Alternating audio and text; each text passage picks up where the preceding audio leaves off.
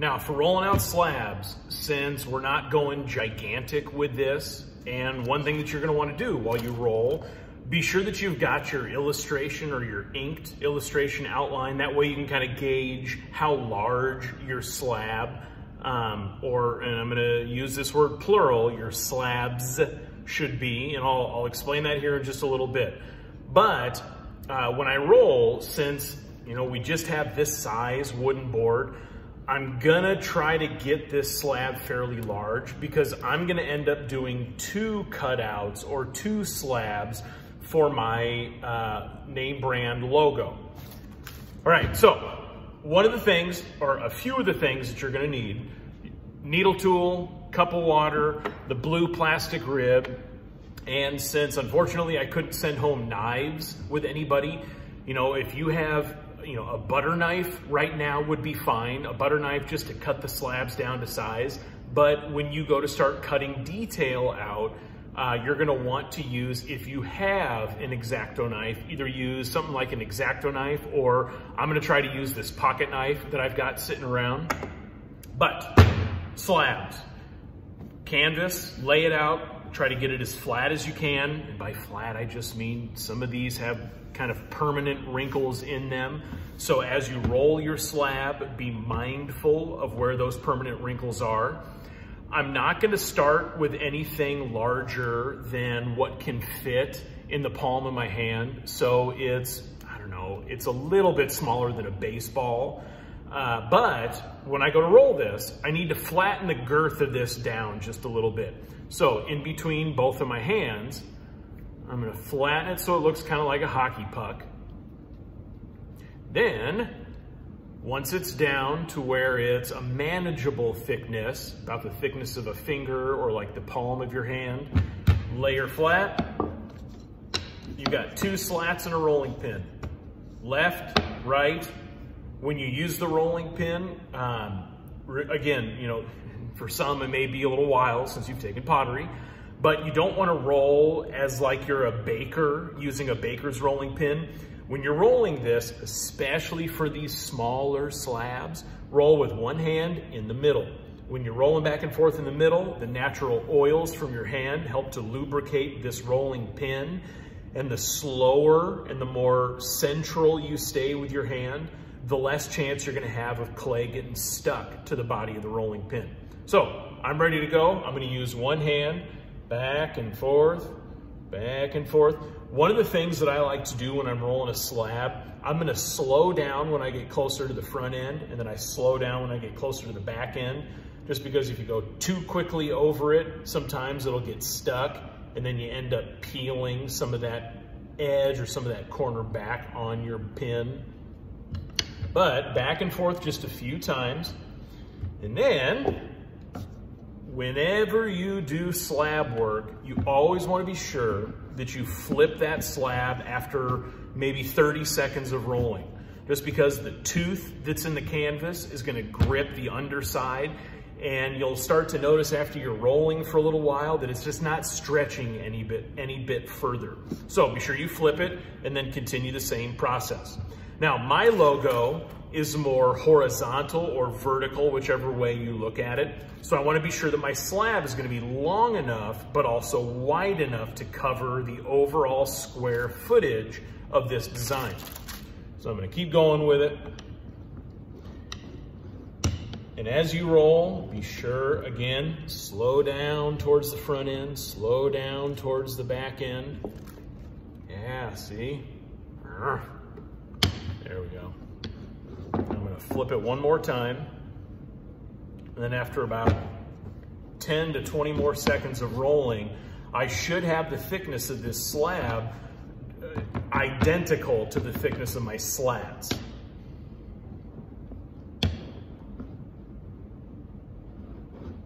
Almost there.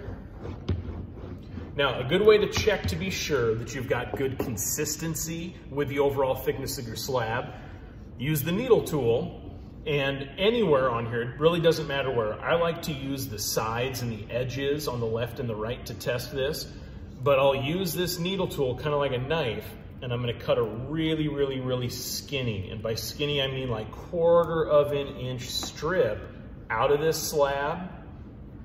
That way, when I look at the edge of it, I can compare the thickness in this edge and the consistency in this edge with the overall thickness of my slats. Now, since it looks pretty good to me, the next step in all of this is smoothing, compressing, and popping any air bubbles that might be in that exposed surface. So I've got my water, I've got my blue plastic rib. I use these in a specific way. I always set my finger, my thumb, over the top of the embossed letters that are here, grip it like this. That way, when I'm dragging it, I'm actually, instead of going straight up and down, I'm angling it a little bit this way so that the curved, soft edge of that overall rib is what's pressing against that surface. And again, it's that long, curved, soft edge. So dip it in water first. I'm gonna drag from top to bottom. Whenever it starts to get tacky, re-dip in water. Top to bottom, top to bottom, top to bottom. Now I'm gonna go left to right. And then one more time, top to bottom, before I pop any of these existing air bubbles. If you get stuff that gets stuck on the edge of this, that's all right. Just wipe it off on the canvas. It'll dry and you can peel that off of the canvas later. But I think it looks, after going top to bottom once, left to right once, and top to bottom one final time, it looks like I really don't have any air bubbles that I'm gonna have to pop. If you do, however, and you'll see them, they look like little zits that are on the surface, use the tip of your needle tool, dip it in a little water, and let's say there's an air bubble right here. I'm just gonna break that surface, tip of that pin, and then with a little water on a fingertip, I can rub it back and forth over the top of that hole. That way it recloses and recompresses that in. But if that's something that you have to do, when that's done, you want to take blue plastic rib and recompress over that same area one final time, just to be sure that you didn't rub more air into that little air bubble or that air pocket.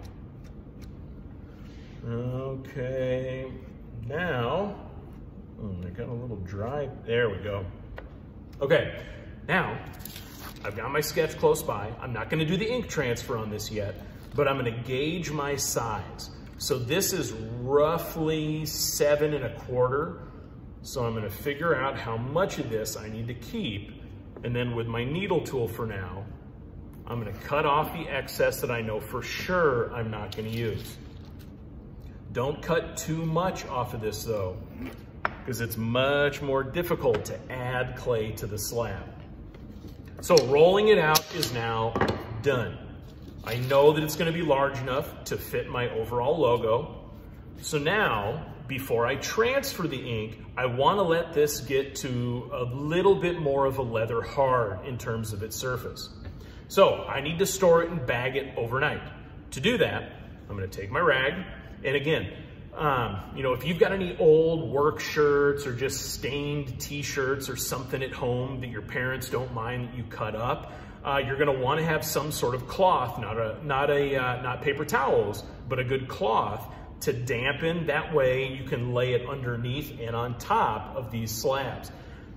The more you can keep everything leather hard, the easier all of this construction is gonna be.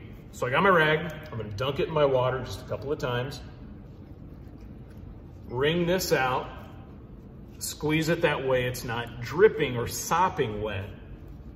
And I'm gonna lay it flat on my board.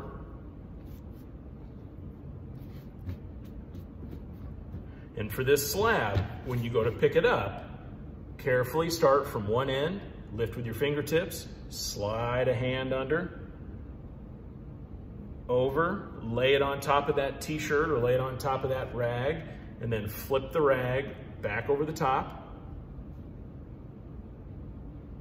and then bag it.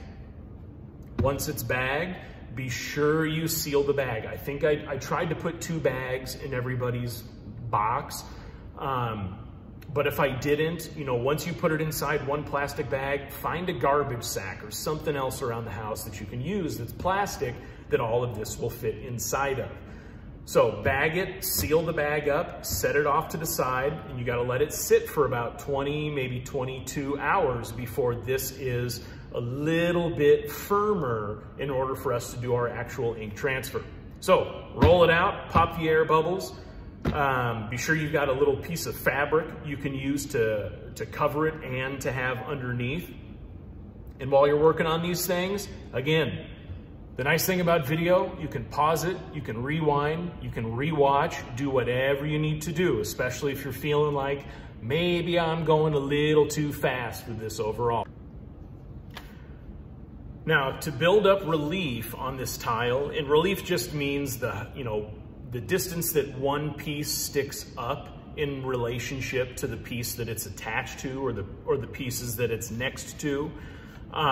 When we build relief on this, what I want you to do is to stack your slabs. So what my plan for my logo is, I'm gonna have 2 overall slabs. One that's the first thickness that I rolled out, and the second that's gonna be a little bit thinner. And that thinner slab is gonna be what I cut all of this detail. So I'm gonna cut all my letters out of that thinner slab. I'm gonna cut this border out of that thinner slab. And it'll look kind of like this, where I've got these slabs stacked on top of one another. I've got this base slab, this very first one. That's the one that I just previously rolled out. This, I'm gonna roll down a little bit thinner, and it's gonna be what I use for that second slab that's here. Now, to roll this out thinner, and the clay that I used for this was just the leftover that I had. Here's the little bit that I've got left, and I'm gonna keep this and keep this clay really, really soft, all of the extra clay really, really soft. That way you've got plenty to work with for the rest of whatever you wanna call this. So I'm gonna put this back in a plastic bag. But to thin this slab down, I'm gonna get rid of the slats. I'm gonna use the rolling pin, and just like before, I'm gonna keep rolling this out with minimal pressure this time though. Don't get too heavy-handed with it, because we still wanna try to keep thickness consistency overall. So with one hand, really making sure I'm not pushing too hard in one spot or pushing too hard in another. I'm gonna roll back and forth just a few times, a little added pressure.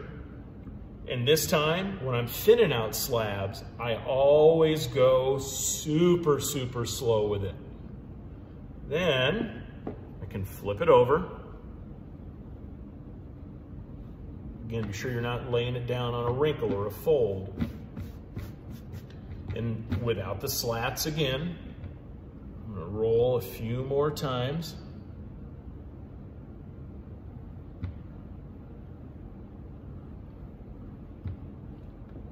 And then I'm gonna flip it one final time.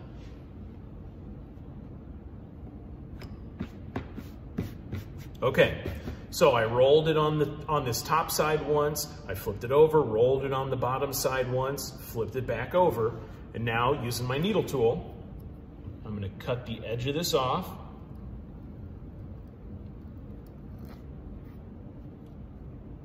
Wad this up, keep this, toss it in the plastic bag with the other bits of leftover.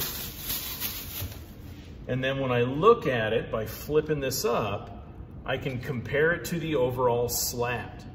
And it's a little bit thinner, and I think that's actually gonna be thin enough for me.